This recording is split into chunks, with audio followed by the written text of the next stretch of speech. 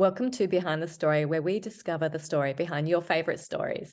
My name's Lisa Renee from the Collab Press, and I'm also a contemporary romance author. And I'm Naomi Craig. I write historical fiction set in Bible times. We have a great pre-recorded interview with our good friend and critique partner, Tabitha Bouldin, who is genius, brilliant with the words. So excited for that. Be sure to subscribe and hit that like button so you are notified when we get these fantastic authors up, because usually we have giveaways. And Tabitha's giving away a book bundle of 2. So you don't want to miss that. You might never know if it's already your favorite author or a new to you favorite author. So before we get into Tabitha's interview, what are you working on right now? Okay, I am working on a Trinity Lakes Christian romance book. I'm book 3 in the series. So the first one comes out, would have just come out, the 26th of February, is Narelle Atkins. She's book 1. Never Find Another You. And then Meredith Reesky, which we'll have on soon, she's book 2, and I'm book 3 in April the 25th. So yeah, I've sort of written a rough draft, and now I just have to get the word count up. And so yeah, and it's quite fun including other people's characters and connecting the series. But yeah, also had a good launch with Brielle and her Man Trap. That's been doing good, and a big promotion there. So that's pumping along. What about you, Naomi? What have you been up to? I'm still in the midst of finishing up my New Testament novel. I'm working on Barnabas, and he's got a decent amount about him in the Bible, which I enjoy because I love to see the different how it just all ties together. So I get myself set up though, like before I'd be like, well, if I can write, half a chapter a day, then I'll be in great shape, but then that's just too monumental for me. So then I like knocked it down to 800 words a day. And when I'm on my game, it's easy to get there. And then it's like, oh, well, I could go 100 more, or, I kind of keep pushing the boundaries. And then I just kind of fall flat. Like I don't get anything done. So I have to give myself grace, because I still need to, help my daughter with her, problem language arts or math. I still need to be a tutor for her. She does online school, but it's hard. I have this expectation of myself, and I always kind of let myself down. So I'm trying to get more manageable sizes on my word count, but it's tricky sometimes. So just plugging away. Yeah, sounds good. Yeah, I'm definitely not a word count person, and got to do this much for this day. Or random things can happen. But yeah, I guess if I am in the middle of the writing and then I want to get a chapter done, and then the day's going and all this stuff is interrupted, I go for a walk, do speech to text. 1,000 words done in 10 minutes. Nice. It takes you ages to clean it up though. And I've done like productivity, like I've read the articles and watched the the YouTube videos on productivity, and maybe I will never be, I'm probably never going to be a multi-book a year or a book a month type of author, but at this season of my life, I mean, I write slow, but I also have church stuff and family stuff that needs to round it out, because otherwise I'll make myself and my family crazy. So you just got to find what works for you, and yet still have deadlines to keep yourself accountable, but not something that's unattainable, because then I just get discouraged at my lack of progress. Yeah, that's right. And you've got to enjoy it. That's you've true. got to have that love for writing, not make it a burden and that kind of stuff. That would just like stifle your creativity. Right. So I just kind of keep plugging away with that, and sometimes I can tell when I can raise up the productivity. I think that can be a muscle that you can strengthen. But for me, it really helps. Like if I don't know where the story is going, then I'm like, I've hit a block wall, and then I'm like, oh look, I think I need to be on Facebook, right? I just kind of like decompose everything of myself when I do that. So if I have it really well plotted out, then I seem like I'm in a good spot and a good groove and stuff like that. So can I ask you about your story with Barnabas? Are you going to be showing a bit of the conflict between Paul and him and the disagreement, or them going their separate ways? Is that going to be part of your story? so that won't be there yet. What we're doing is it's called And the Numbers Grew, their numbers grew, and it's showing Saul's growth from persecuting the church to becoming an apostle, and actually ministering to the people. So we first got Stephen, and then Ananias from Damascus, who is the first one who has to go to Paul, and then Tabitha, and then now it's Barnabas closing out. So it's pretty early on. People really aren't accepting Saul yet, and when Barnabas is sent up to Antioch to encourage the church there, and after a bit, he goes up in the Bible. He goes up to Tarsus to get Saul, and then they're both back there in Antioch. So it's and if you don't know, that Antioch is where the term Christian first came.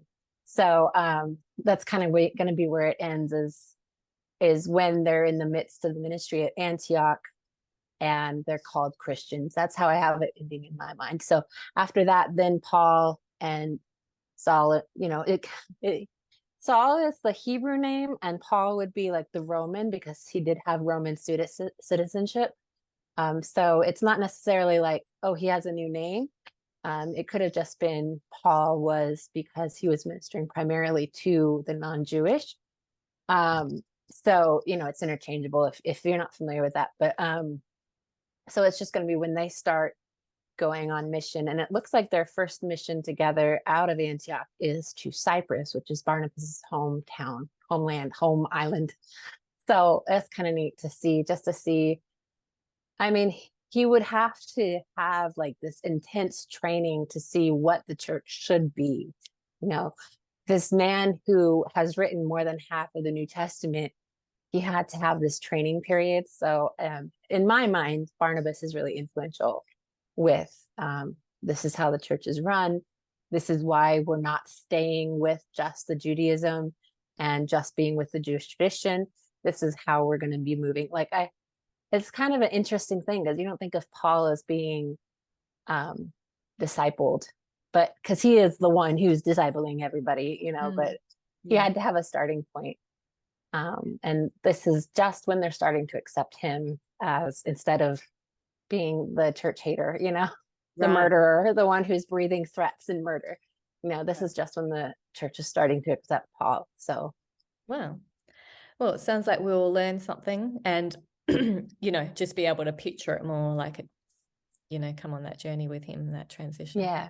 So yeah, that's exciting. Okay. Yeah. Well, we will bring on our guest today. It is our good friend and writing machine, Tabitha Bouldin. Tabitha writes in many genres, including steampunk, fairy tale, retellings, contemporary romance, historical mysteries now. Her characters are real and usually with a good dose of sarcasm, because apparently Tabitha is sarcastic, she tells us. And she has permission to be sarcastic in her stories. So Tabitha, welcome back to Behind the Story. Thanks for having me. So glad you're back with us. So for those who aren't familiar with you, Tabitha, tell us a little bit about you and what you write. Okay. I am, let's see, what am I? I have been married for 20 years. I have 2 boys who are now teenagers, 3 cats, and I write romances where broken characters get second chances. So you've got your upcoming book, Lost in Wonderland, releases March 14th. If you make a deal with evil, be prepared for the consequences. When a metal dragon kidnaps Alice, Hatta gathers the troops and charges off to rescue her. If only things were so uncomplicated. In the Ivory Kingdom, they find upheaval of the worst kind and all heading to civil war, spearheaded by a man known as the Bandersnatch. What is the story behind Lost in Wonderland? Lost in Wonderland, it's a Red Riding Hood and a Through the Looking Glass mashup. where I've taken Alice and Hatter, and they're still in Wonderland, but I've taken them to the other side of Wonderland. So they're now in Ivory Kingdom, where they come in contact with Princess Scarlet and her loyal guard and her mother, and the Bandersnatch, who is well, I won't tell you who he is. You'll have to read that and find out. So this is a sequel to Madness in Wonderland, correct? Yes. The great thing is it can be read on its own. Nice. But it is nice to have the background story of Madness in Wonderland so that you understand, especially the opening chapter. It might throw you for a little bit of a surprise if you haven't read Madness yet. Very intriguing. Well, my daughter's got that as soon as it's on paperback. She's got that, gonna have that on her list. So can't wait to borrow that from her and read it. So how do you work with fairy tales? Do you find it easy or difficult to like take what everybody knows and make it your own? You know, whenever I first started writing it, I thought that it would be easier than what it was, because you have a story already there. The problem is, how much of it do you use and how much of it do you make your own? So take Alice, for example. In the original Alice in Wonderland, she's a small girl. She's young and she goes on these wild adventures. In my version of the story, she's now grown up. So how do you make that transition from a world of whimsy and wonder and put it through the perspective of someone who has lived through what Alice has lived through and still keep true to the story itself? So I used characters and places more than I did maybe the actual thread of the story itself. So, like you're saying, Alice, it was young in the original story, and then you've got this grown-up Alice. So she's probably quite different to what she was as a child, or the experience she's had. So tell us about her. What are Alice's strengths and quirks? I'd say her greatest strength is the fact that though she is older, she does still hold on to that whimsy and that sense that nothing is impossible. Throughout both stories, there's only one time where she actually thought that maybe they could not pull off the mission. But any other time, she has that one moment where it seems like she's not going to make it. But any other time, throughout everything that she goes through every question, it's nothing is impossible. Nothing is impossible. So I found it as upbeat and as quirky as she is, and as whimsical as the world itself is. There was one point when I was writing and it was raining, and so she was stomping through the mud. And it was hilarious because out of the blue, she just started complaining about the rain and the mud, and she just absolutely hated it. And I thought that was hilarious in that moment, because she's completely upbeat about everything else, and the one thing that gets her down is rain and having to walk through it in the mud. So. That's fun. So it's also a steampunk novel too, right? Like just like Madness. So we see a lot of characters transition, like Alice and Hatter are both from Madness. Do anybody else come over to book 2? I can't give you the complete list because there's a bit of a surprise at the end there, but several do make it, several do cross over. Chessie is back for another book. Alice and Hatter come over. And there's actually a new Chessie in Lost in Wonderland. So with the steampunk element, I decided to take it up a notch in this set. So not only do we have the airships and the weaponry, but there are creatures in the Ivory Kingdom who are automatons as well. And so Chessie, Hatter finds a mechanical cat. And because Chess hates the name Chessie, he decided to name the cat Chessie, just so that he could aggravate Chess, the original Chess. Who do you identify most with in this story? Hatter, definitely, because his sarcasm won, which is something that I find a little bit easier to write. So his part on that was easy for me to connect with, but also he's very standoffish when it comes to the affection that Alice wants to show him. She's the type to run into a room and immediately give you a hug, and Hatter's like, no. So that's a little bit more of my personality. So it was fun to incorporate those moments. Awesome. So you write a few genres, and I know that you are known for writing more than one story at one time in a month. So do all these many stories, do they ever get jumbled in your mind? If I'm mixing up genres, it doesn't as much. Now it has, but if I immediately jump from one, say I jump from one contemporary romance to another contemporary romance, I have been known to mix up characters for that. Actually, the one that I was working on last month, I kept writing my previous male character's name in the story, and then I actually had them in the scene together, and I couldn't remember who was who, and they were just everywhere. So yes, it does happen. Oh man, that's funny. So comment below, let us know, what is your favorite fairy tale? Which would you love to see a retelling or a mashup next? Let us know in the comments below.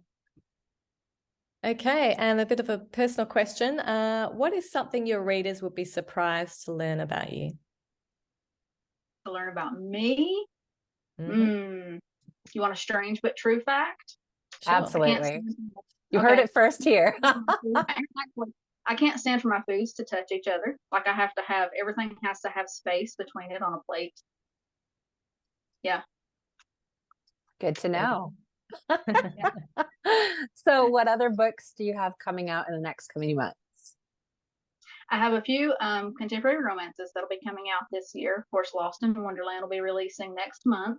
And then my very first historical mystery will come out this year. Wow. Awesome. And that's also a fairy tale mashup too, right? It is. Well, I think they're calling it more of a legend retelling since it's Robin Hood than it is actual fairy tale. But since Disney made a movie of it, I'm calling it a fairy tale. Yeah. Cool. Can't wait for that one. Which of the three genres is easiest to write? Depends on what my mood is. Yeah. Right now, it's contemporary romance. I have a hint of an idea for another fairy tale at some point, but I've sat down a dozen times to write it and I cannot get into the story. So right now, it's contemporary romance. Excellent. So do you ever, as you're writing these lessons for Alice to go through, do you ever feel that the Lord is teaching you a lesson at the same time? I do. Lost in Wonderland, there was one moment where Alice is, and that's where the title comes in, is she's actually lost in Wonderland. And she's in a place where, if you've read through the Looking Glass, there's a moment where Alice goes into a maze. And every time she takes a step, she doesn't just travel a step, she travels this enormous distance, but she has no idea where she's going. And as I was writing that scene, I was realizing that that was me in this moment. Is I was in this place where I had no idea what the next step was going to bring, but I had to take it anyway. And I had to see what was on the other side of that hedge. And so it was just one step and then one step more until we finally broke through and saw what was on the other side. Awesome. And so a few months ago, you obtained an agent and you have some exciting news that not everyone has seen your exciting news. So tell us about your contracts. So I signed with Allie Herring at Spencer Hill Associates, and through contacts with Love Inspired, have managed to land my first book contract with Love Inspired for a contemporary romance with cowboys. And I do have my official title, though I don't have my cover yet. It's going to be The Cowgirl's Last Rodeo. So I hope it comes out this year, but I don't know for sure yet. Right. And Naomi and I have had the privilege of reading it. So it is a good book. So make sure you sign up to Tabitha's newsletter. We'll have the links. But other than that, where do people find you on social media? Where's the best place to find you? I'm most active on Facebook and Instagram. I do have TikTok and Twitter, but I'm not there very often. So if you want to find me, look for me on Instagram and Twitter, Facebook. What sort of things are you posting on your social media? What are we going to find Books, when we get you there? What was that? Sorry. books, cats, and coffee. Perfect. You can't go wrong with that. And you find a few dress ups when it's Alice in Wonderland releases coming out. So Yeah. I said yesterday that I was going to at some point make my cat wear a crown because we call her Queen Quinn because she basically owns the house. So at some point she's going to have to give it up and wear a crown because she walks through my Bookstagram photos all the time. So she might as well act the part. yes. Yeah. Good luck with that. Yeah. Well, thank you for joining us today on Behind the Story. It's great to have you on the show again. Glad to be here. So remember to connect with Tabitha. We'll have those links in the show notes. She is also offering a digital book bundle of Lost in Wonderland and Robbing the Races when that one releases. So that's a bonus. So keep in contact with her if you are the winner. And we have some goodies. What do we have, Naomi? Well, of course, you've always got our freebies that you can download. On Desolate Heights is a pagan seer, a slave boy, and a talking donkey. All the crazy things that God uses to share his blessings with the nation. That's about Balaam and his talking donkey. That's available for my newsletter subscribers. And I have a Sweet and Clean Christian rom-com. It's on ebook or audiobook. It's the first novella, which leads into my full novel series. So it's Fake Engagement Mistake. That's a lot of fun. So we will have the links to our websites where you can get those freebies. And be sure to sign up and subscribe. We'd love to share some more great Christian fiction and Sweet and Clean authors with you, as well as opportunities to win awesome books. So until next time, thanks for joining us. Until next time, let us run this with endurance, the race that is set before us, looking unto Jesus, the author and finisher of our faith. See you next time.